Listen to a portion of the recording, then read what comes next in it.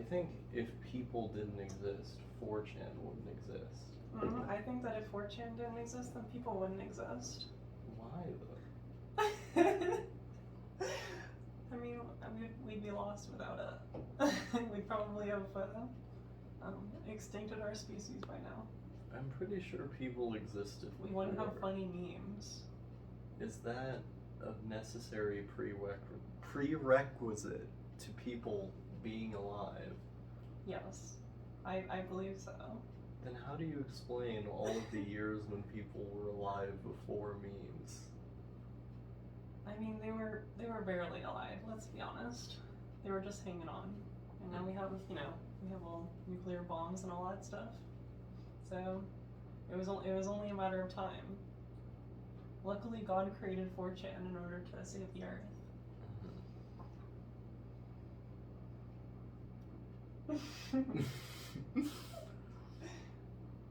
I don't know what to do with that one. Am I getting too schizo on you now? I think you're getting 4chan on me. Yeah. 4chan has been around for what, like less than 20 years? Yeah. And it's like it's just kind of responsible for the entire modern internet, I would argue. I mean, that is true. Basically, every meme you could see that is good came from 4chan. Unless you're like me, a grill-pilled chud who just wants to grill for God's sakes. The only good memes will have come from 4chan. However, you could also argue that a lot of our problems in society today are because of this 4chan. I would argue that the problems were already there, and 4chan acts as a way to bring out the most, deepest and darkest problems of the human mind and bring them to light and debate them in a way that doesn't involve, suppressing them until we just kill each other. I mean, how would you explain all of the vitriol that came from, for example, like the Trump campaign kind of using 4chan to get into the presidency? I'd argue that vitriol was pre-existing, and that 4chan only brought it to the forefront. It may have been pre-existing, but the fact that it was brought to the forefront, I think you could pretty easily argue had some negative consequences for the country. Okay.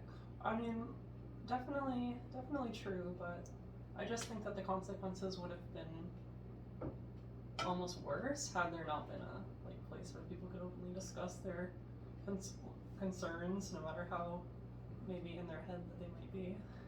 Although, I have to wonder, to what extent a lot of these things are even concerns, because I think a lot of the propaganda that came out of 4chan that ultimately supported, a Trump and other far-right leaders, a lot of it had was less to do with particular ideas and more to do with emotionally charged propaganda, effective propaganda, right? To turn people against one another in our declining economy. The people are looking for answers, and a platform that provided some answers, I would say the wrong ones, was 4chan. All of this far-right propaganda was emanating from that platform. So I have to agree that there was vitriol beneath the surface, Right. but I don't know how targeted it was. Because I think most normal people, they're angry, they're upset, they want to know why the standard of living they used to have is being taken from them. But the answer that was provided to them in that propaganda, the answer that appealed to them was the wrong one. It just appealed to them because it hit the right buttons. I don't think those people were hateful of those particular groups prior to that. They just happened to fall under the bandwagon. I guess I might be overly optimistic because I feel like by sort of addressing these topics and dealing with them, we can move past them and move past these propaganda points as as you know, they do come up and they are, over time brought down by reality. Hmm. Yeah, yeah. I think that is a pretty optimistic point of view, because it's kind of like the logic behind the whole free marketplace of ideas thing. Like, time is currency on the free market of Yeah. ideas, and the most powerful ideas will be the ones that win out. It I think, like, the fact that stuff like Holocaust denial is still prevalent. Maybe not in the, well, I guess technically in the mainstream now because of Kanye. I was about to say maybe not in the mainstream. Yeah, true. But yeah, like, these ideas are now growing in popularity. They're now growing, but I think within the next couple of years, like, we'll probably see, a big response to that, a big backlash, and these ideas, be kind of dealt with and pushed away. And I think that by dealing with more and more of these, like, old school, like, hate-fueled ideas, like anti-Semitism and even like homophobia and racism and these sort of things, like, I think we can sort of progress as a species through tools such as 4chan, which allow people to, communicate online about these things rather than just straight up resorting to violence and, political, dangerous political action and that type of thing. But don't you also think that the kinds of discussions being had on 4chan aren't really on an equal playing field, because they show, like, disproportionate attention to these sort of extremist views? Like, a lot of the time it comes off as more of an echo chamber than a place for genuine discussion. Yeah, I think a lot of the times the worst stuff is sort of out in the open on 4chan, and the victories, like the positives, are sort of are left unsaid, I would say. It's sort of just like, over time, like, certain issues that previously had a lot more prominence there just sort of fade away into obscurity. And it seems like people sort of realize that, yeah, that was a little silly. Maybe I don't want to admit that I had these ideas because now I don't really agree with them. But, we're just gonna silently move forward. We're not gonna acknowledge defeat or anything like that. But we'll just sweep it under the rug and move on to the next issue. And I think over time, like, people go on pull and that sort of thing. But I don't think people really stay on pull. I think they go on there for a couple of years, maybe like 5 or 6 years at the higher end, and then eventually, like, most of them will realize that this is all a little silly. Like, this fear mongering is just it's the same thing over and over. It's repeating in cycles. It's just a new enemy or a new problem, and I think people can kind of go through that and then come out better on the other end. I think there are people. That is the clock telling us that an hour has passed. True. I think there are people who are able to go through that process through, like, logical means, as you're describing, that they just grow up, like, they had some silly ideas when they were younger, learned from their mistakes and grew up. But I think most people who get quote-unquote de-radicalized tend to be de-radicalized because they found people who were nice to them or charismatic, or sometimes they're shamed out of it, like they feel emasculated somehow. Right. I don't think that's the main cause. I think it's usually people being nice. Yeah. But I think there's a variety of emotional reasons why people get out of this stuff that effective propaganda or effective people are able to evoke in them or get out of them. And it makes me think, like, the whole free market of ideas approach, just have everything out there in the open, is flawed, because I feel like it assumes that we're more rational than we actually are. I think a lot of our behavior or our thoughts are more commanded by external forces than we'd like to admit. Very true. I've also experienced that. I really think that's how the majority of people will change. But I think that they have to do some work on their own, learning before they're really open to that sort of possibility. And I think that that's sort of where the role of like 4chan and stuff like that kind of fits in. Mm-hmm. Yeah. It allows them to get these ideas out in an anonymous way, and maybe they're spreading hatred and causing more misery, but I think overall it's a net positive. Mm-hmm. And I think the main lesson here is to remember to be nice to chuds, because chuds deserve kindness too, even if they're wrong and not very nice. Yeah. Yeah. Yeah, I wonder who she's thinking about that. You're a chud. Maybe. True. I mean, I do like the honorable leader of the opposition in Canada. Mm-hmm. Unironically a fan. Mm-hmm. That was actually one of the things I wanted to mention was I remember in like 2015 when your prime minister got elected, and everybody who was like liberal in the United States and also around the world were like this is like the formula that we need to follow in the US. Yeah. And like all over the world, like there were these people like really propping up him and like Angela Merkel in Germany as like this is the resistance to the far right. True. And like thinking about that now, I just have to think it's like a pendulum swinging back and forth. It's less like good ideas are going to beat bad ideas, and more like people seem to just habitually fall into bad ideas every like 4 or 8 years. Yeah, it's a pendulum, and there's bad ideas on both sides. Yeah. So it's kind of just like, it swings one way, it swings the other way. And all we can really do is just try and minimize the damage as it like swings like a wrecking ball through our society. I do think it can swing too far. Mm-hmm. Be that like on the left, if you're like, gonna start nationalizing industries that really shouldn't be nationalized, or, like imposing like regulations that just wouldn't make sense in the context of the particular country we might be looking at. But then on the right, and I would argue that this stuff is, much more damaging, you can swing so far that you start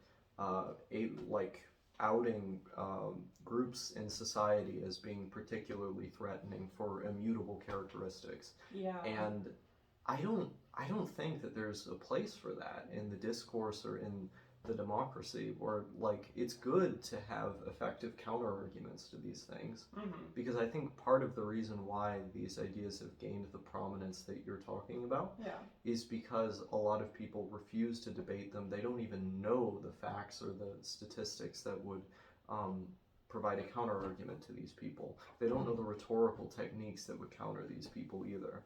Yeah. And I think it's because we've kind of taken for granted the idea that, of course the Holocaust happened. Like, I can say that. True. Because I know why it happened and how. But if I were in just a little bit different of a space, given the fact that I haven't seen a lot of voices explaining this stuff, I could fall into those beliefs too. And so I do think there need to be like better counterpoints to these things. Yeah. But at the same time, I think like the fact that we have to spend all of our time like debunking lie after lie after lie, especially when it's the same lies over and over again. Yeah, and they can get like even more elaborate over time too. Yeah, like it just seems like even allowing these guys to have a voice in the first place only does harm, because it, like, what exactly are they contributing to the discourse or to the democracy besides disorder? And that, I don't think there is a place for that kind of disorder, because it only serves to bolster positions and groups of people that are interested in one thing, which is dismantling democracy.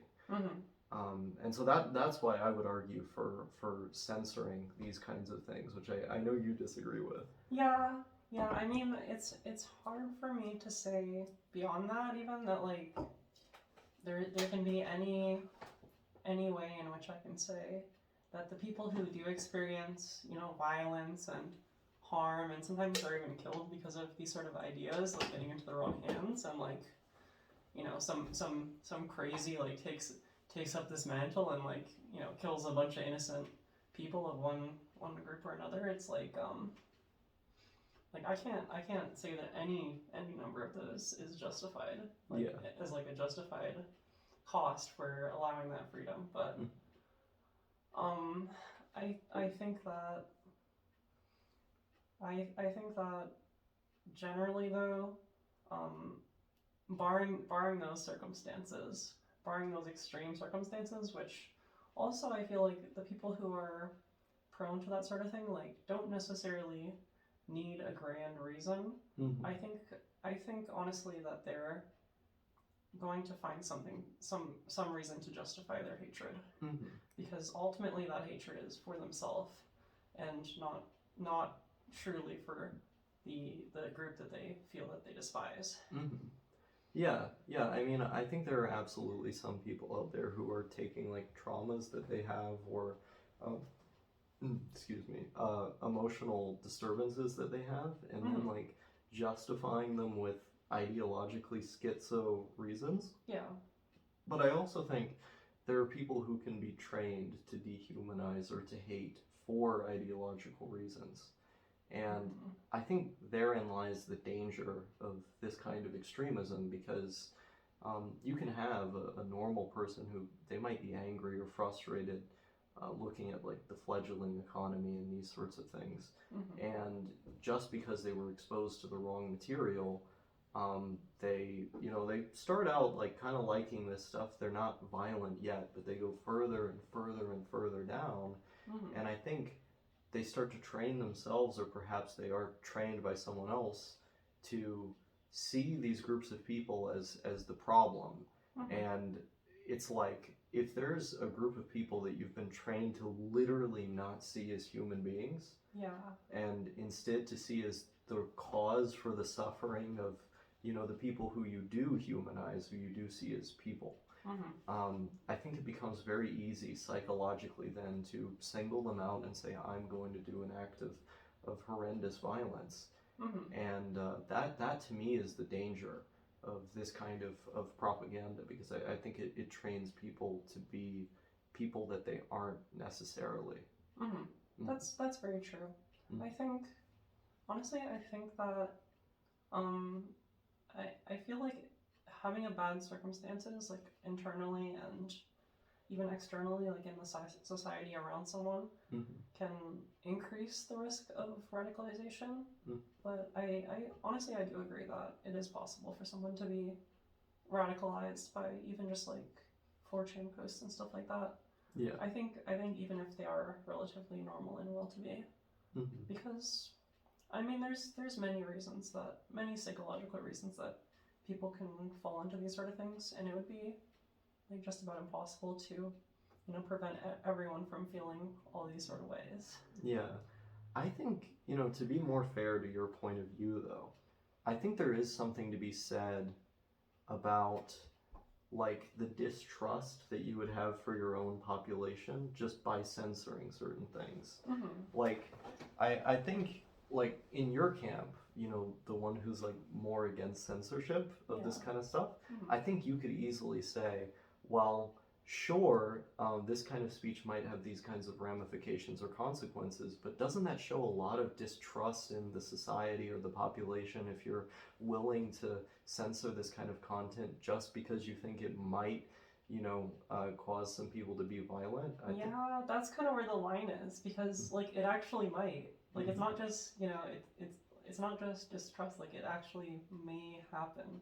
But also it's like, you know, where exactly you want to draw the line. And I think finding that middle ground is the goal of a society. Yeah. So what would you do, like, as a solution to this kind of problem? I think that things are currently, as bad as they may be, like honestly I feel like it's about the best it can get. Like we need moderate social media censorship, kind of like what's already implemented. I think I mean, I'm biased, but I think 4chan is fine because it's 4chan, and I mean, there has to be a place like that on the internet somewhere. Yeah. I think if that's not allowed, it's just gonna be on the dark web, or people are just gonna take out their hatred on people around them and stuff like that. Mm-hmm. Because there are a lot of people that already have a lot of hatred. Yeah, I mean, I love 4chan. Like, I mean, I've modeled my YouTube channel around loving 4chan. True. But there's a great video by my friend No Thank You called "Who Killed the Internet," and in it he talks about how poll basically became the whole website, where like all the other boards that used to not be political at all, like there's always at least one post at the top about trans people or about some political thing. Every thread there's someone posting about some political thing, and I think to some extent the amount of extremism that we have on that site and in the country more broadly is a consequence of journalists who see a little bit of extremism on that website and in other places and blow it up to be this huge thing, like this is a serious threat to our democracy. Meanwhile, by hearing all these mainstream voices that are like blowing this out of proportion to get clicks on their article or ads on their TV station, they're emboldening people who already think those things, and in the process giving them ammunition to say to a bunch of apolitical or just like people who don't have an opinion. Yeah, it brings normies there, and it also makes them feel big because now they're being covered, they're on the news. Yeah, and I mean, I feel like everyone forgot this phrase, "don't feed the trolls." Like, the news is constantly feeding the trolls. The hacker known as 4chan. Yeah, who is this 4chan? Yeah, when that shit first happened, like 4chan just blew up because like that was fucking hilarious to everyone. Yeah, and so I think journalists are in large part to blame for the amount of polarization that we have now. Where like, for one, they literally promote these ideologies that were obscure, but now aren't with their coverage. And also, I think they encourage us to fear each other and to hate each other with the 24-hour news cycle, which is a lot of what that movie that Channel 5 guy made. What was it? Do you remember? The January 6th. Yeah. Channel 5 movie. I don't remember exactly what it's called. Yeah. This Place Rules. That's what it was called. Hell yeah. A lot of what that movie is about. Funny movie. Very funny. I was laughing the whole time. Yeah, we watched. We both were, Yeah, we watched that together the first time that we saw each other. True. Yeah, that was an amazing date. Exactly. Yeah, for sure. Yeah, it's so much more funny to watch stuff like that, like with someone else who gets it. Yeah, because like we're kind of both laughing and we're both kind of feeding off each other's energy. Exactly. But that movie like covers a lot of like interviews with these extremists and like people who were really politically active. But it kind of it doesn't explicitly say this for the most part, but it kind of weaves this narrative that the 24-hour news cycle constantly telling us like these extreme claims, these claims that like drum up fear to get us to keep watching it, are part of why this polarization is there in the first place. True. And so I don't think it's just the content itself that's the problem, the fact that it exists. I think it's the ecosystem surrounding it. So you could have 4chan if you just didn't have that coverage of the site and of the people who believe in some of the stuff on it that is making the claims in such a polarizing way, or just covering it at all. Like, don't feed the trolls. Good message. Don't feed the trolls. Yeah. Especially if you have a large platform like these media networks do.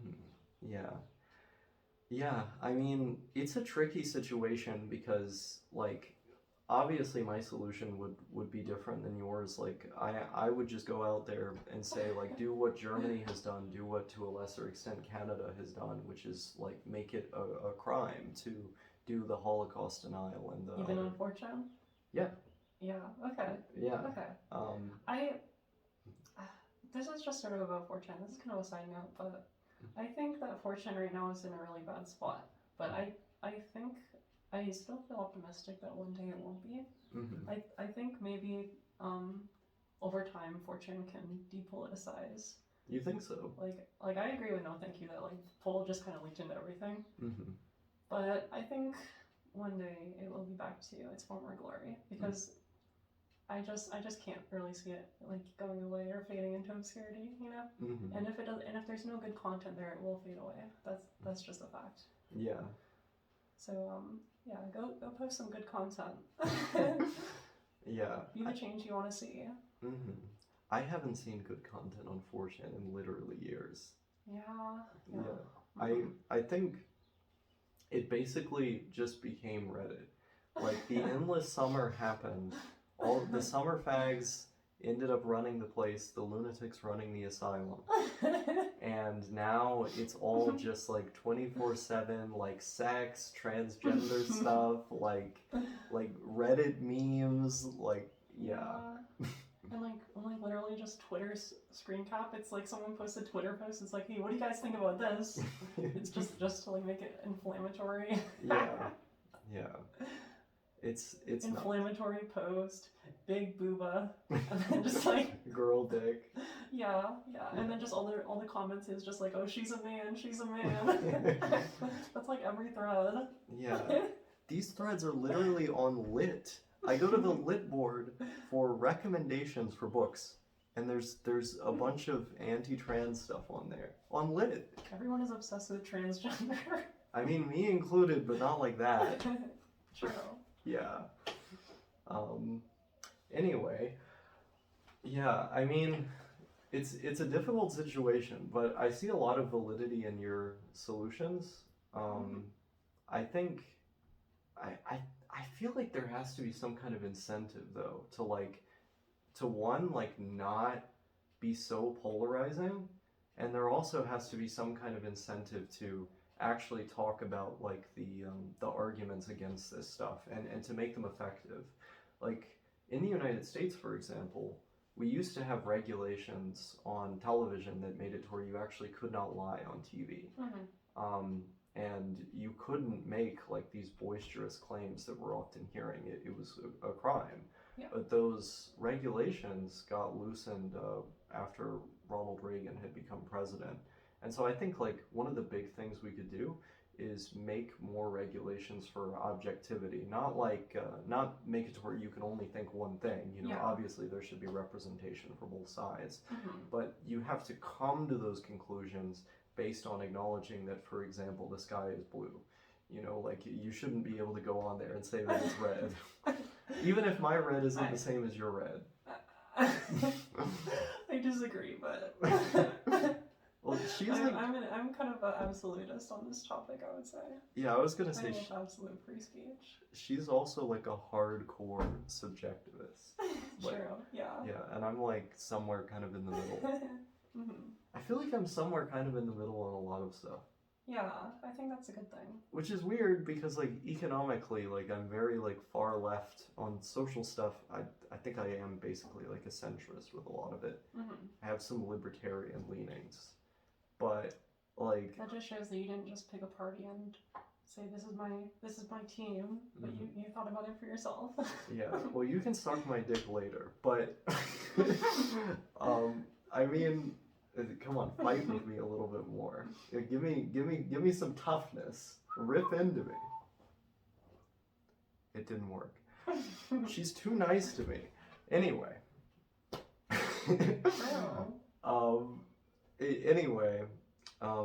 Yeah, I mean, I don't know. I feel like I'm kind of like schizo or weird politically because like my politics are all pretty consistent. They fit together, but they don't really fit down the partisan lines that like a lot of us have kind of fallen into.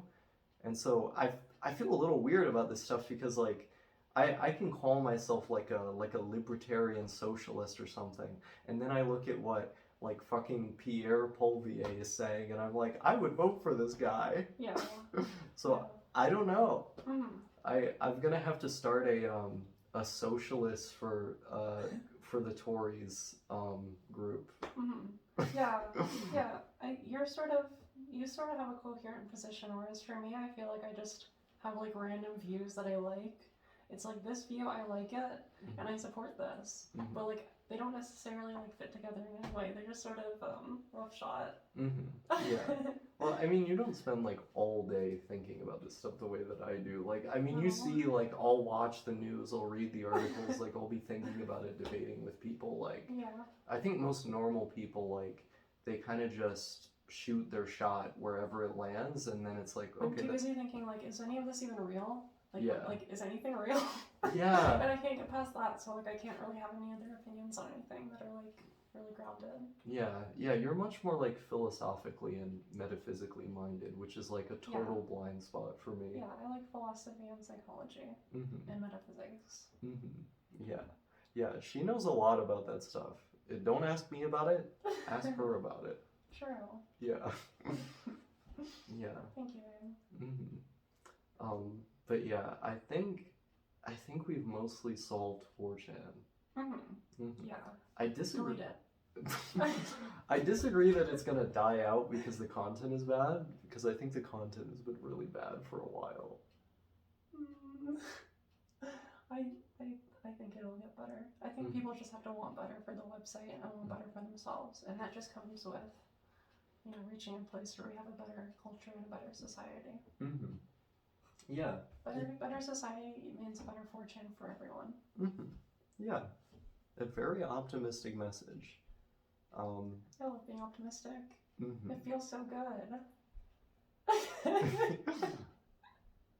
I just live over here in this corner, and I'm like, yeah, it's all right. Yeah, it's okay. You're like, this is so good, and I'm like, this is so good. This is so good. This is so good. This is so good. Yeah, and I'm just like, it's all right. Yeah. I'm tweaking off this rock star. She introduced me to this. Blame her for this. Yeah. Actually, I should be thanking her for this because she bought it for me. You're welcome. But okay, I think we solved 4chan. So thank you to my lovely girlfriend Sophia for allowing me to excavate her brain for this endeavor. And I'll see you all later.